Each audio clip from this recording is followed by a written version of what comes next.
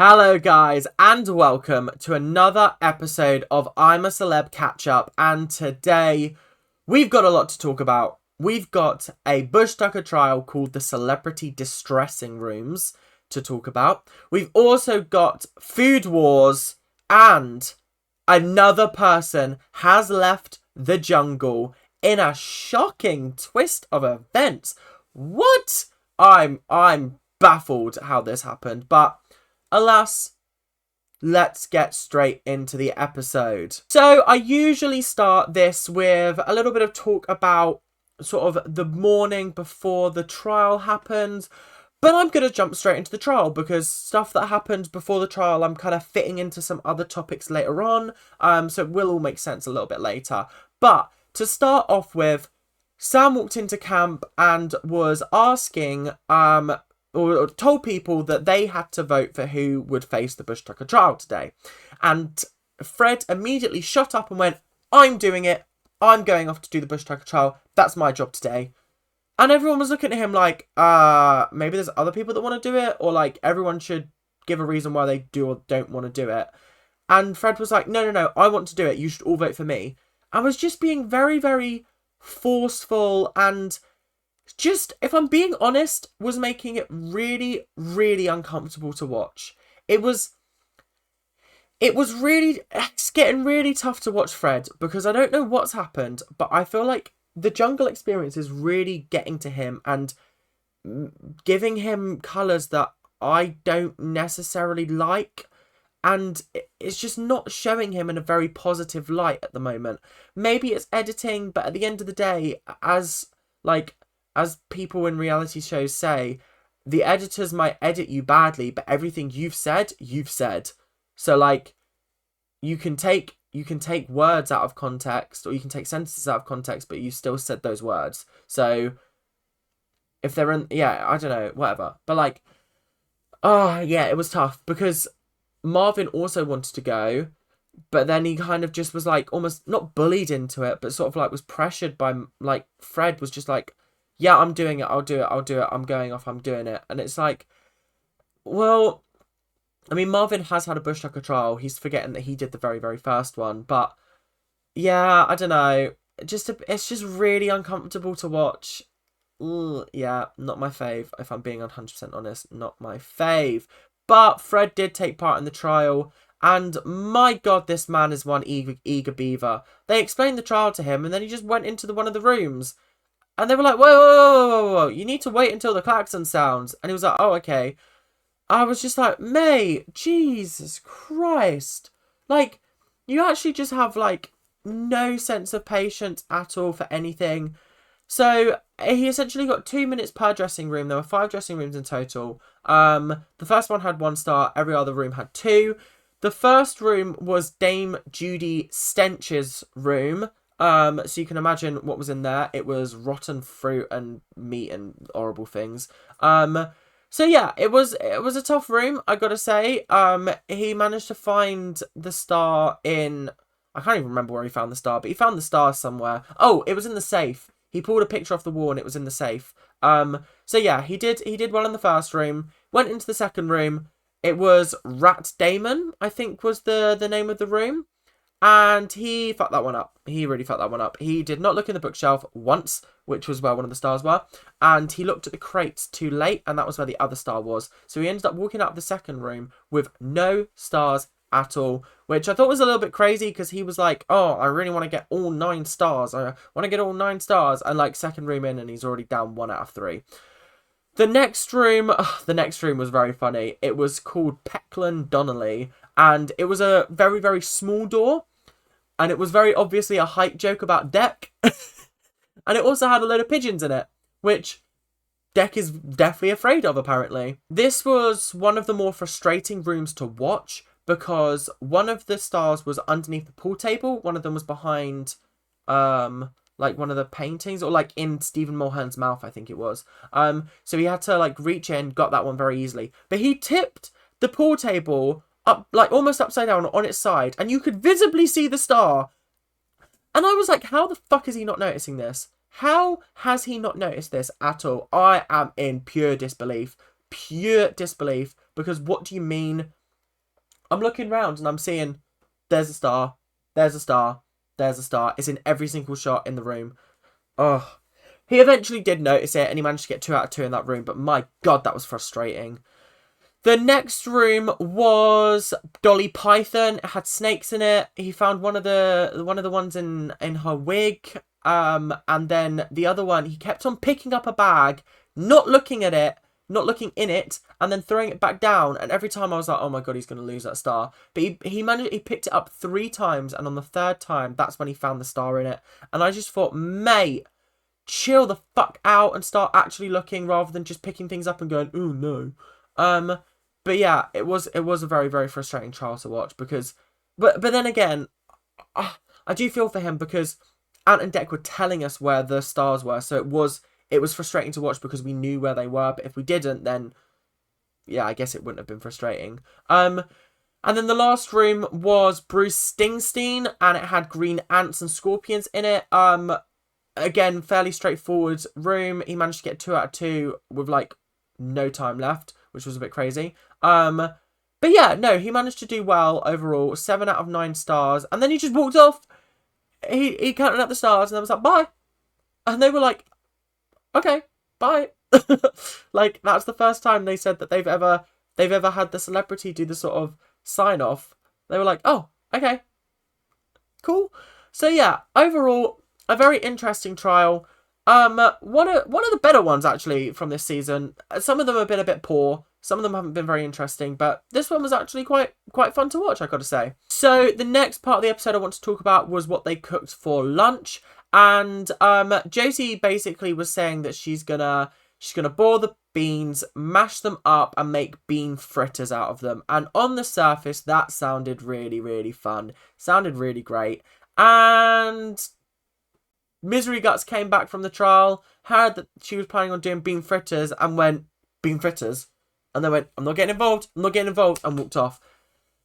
And then she kind of learned why not to do bean fritters, because as Fred so kindly pointed out to her, she doesn't have all the ingredients to keep it together in a patty, like egg, like flour, like things like that.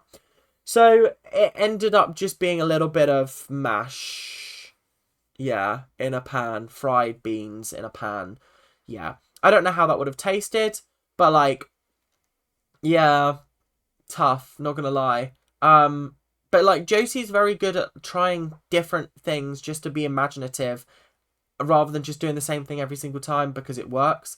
So like, this one didn't work, but like multiple of our other things have worked. And while I'm here, let's talk about dinner, because dinner was kangaroo tail, and once again, Fred was very outspoken on how he would have done it.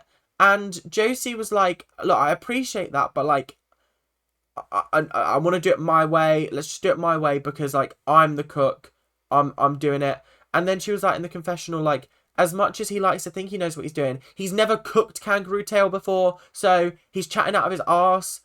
Oh, I would braise it. Yeah, okay, cool. Like, I want to do it differently. And then when it came out, everyone was really enjoying it.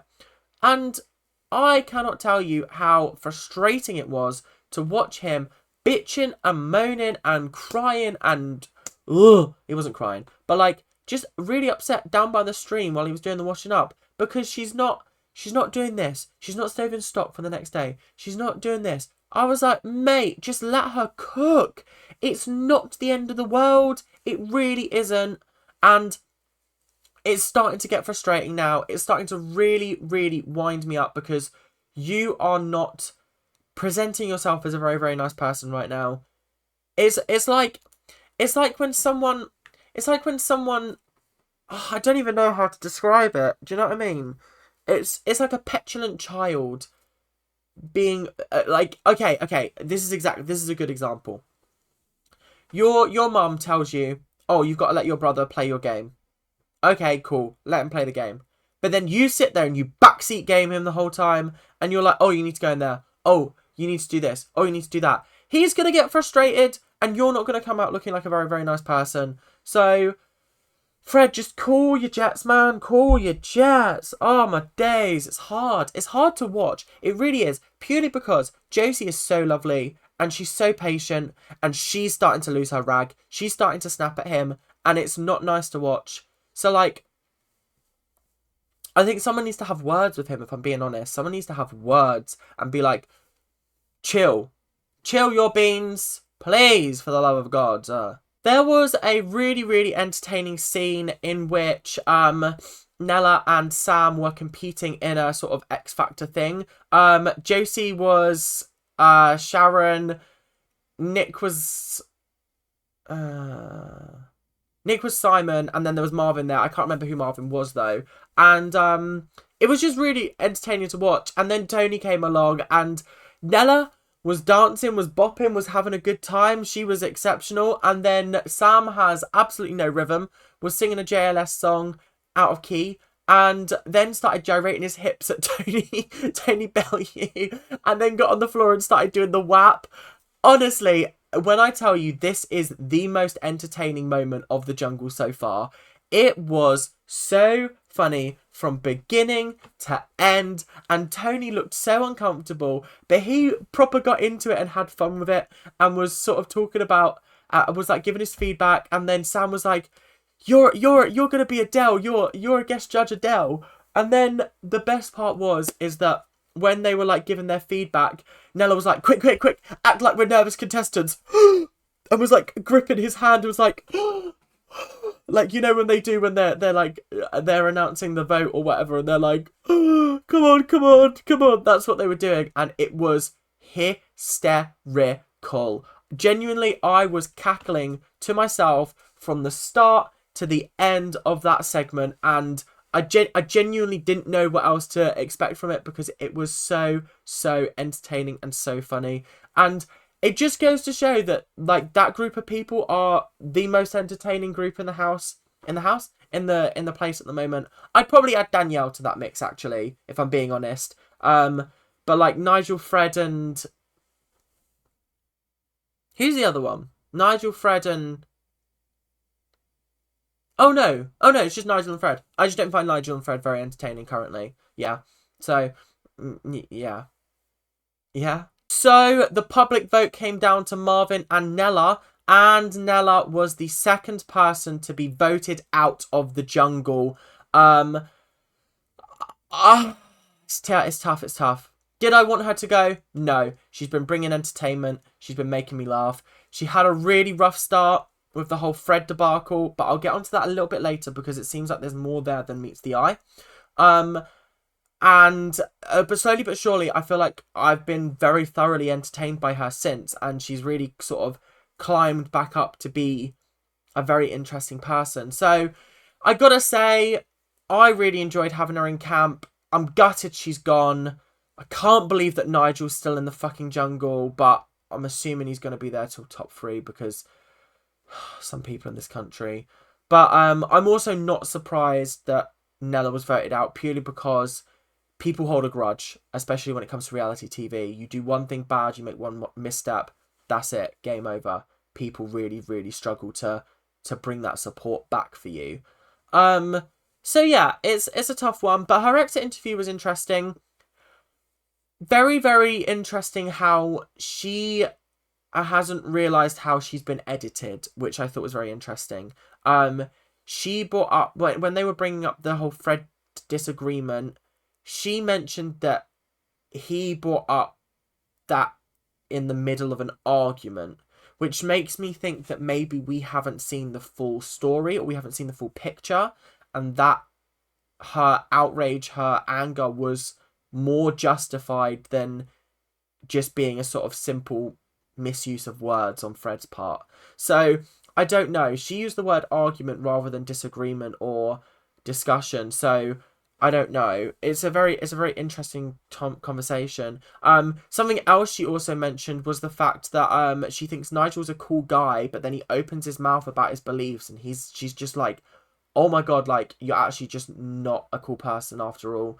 She has like ups and downs with him, where she's like, oh, I really like you, I think you're a sound person, and then he'll talk about cultural appropriation, or he'll talk about how he hates immigrants or whatever.